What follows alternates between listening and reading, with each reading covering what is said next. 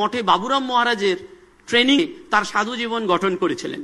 বাবুরাম মহারাজের দুটোই জিনিস ছিল, যে বেলুর মঠে কেউ এলে তাকে একটু প্রসাদ খাওয়ানো আর ঠাকুরের কথা শোনানো। অনেক সময় হতো দুপুর 12:30 1টার সময় ভক্তরা এসেছেন, বাবুরাম মহারাজ তাদের ভগবানের কথা শুনিয়েছেন, তারপর প্রসাদ খাইয়েছেন এবং বিদায় দিয়েছেন।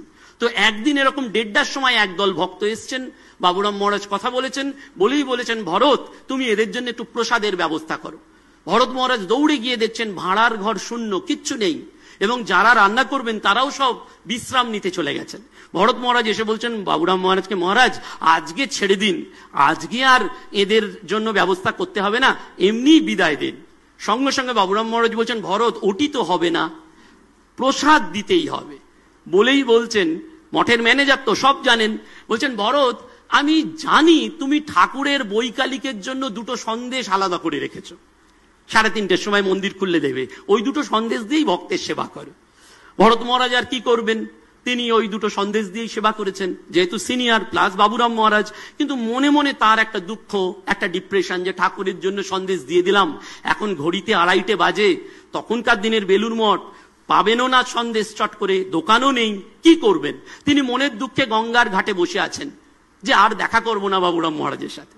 ঘড়ি এগোচ্ছে, বাবুরাম মহারাজ পরম নিশ্চিন্তে বিশ্রাম করতে গেছেন। ঘড়িতে 3:10, ভরত মহারাজ যে ঘাটে বসে আছেন, একটা নৌকো এসে ভিড়লো। নৌকো থেকে একজন মানুষ নেবে, ভরত মহারাজকে বললেন আচ্ছা বাবুরাম মহারাজ কে আছেন। ভরত মহারাজ বলছেন আমি জানি না, আপনি খুঁজে নিন। তো উনি একে ওকে খুঁজে বাবুরাম মহারাজের কাছে গেছেন।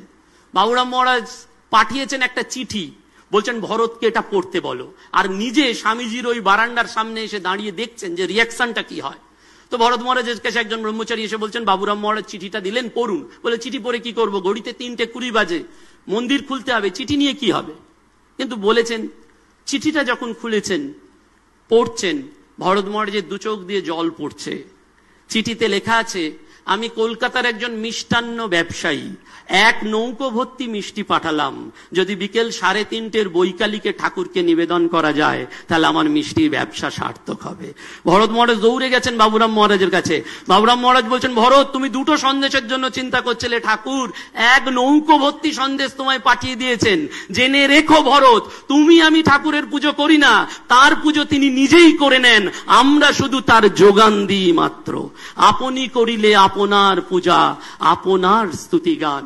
সেজন্য ওই ভগবানকে কি দেখা যায় কিনা, ঠাকুর বলছেন মাইরি বলছি, সত্যি বলছি, দেখা যায়। আন্তরিক ব্যাকুল হলে তিনি দেখা দেন। মাস্টারমশাইয়ের 4র্থ প্রশ্ন ছিল, কিরকম মন হলে ভগবান দর্শন হয়। সঙ্গে সঙ্গে ঠাকুর বললেন, আমার বলতে কিছু না রেখে সব তাকে অর্পণ করতে পারলেই এই দর্শন হয়।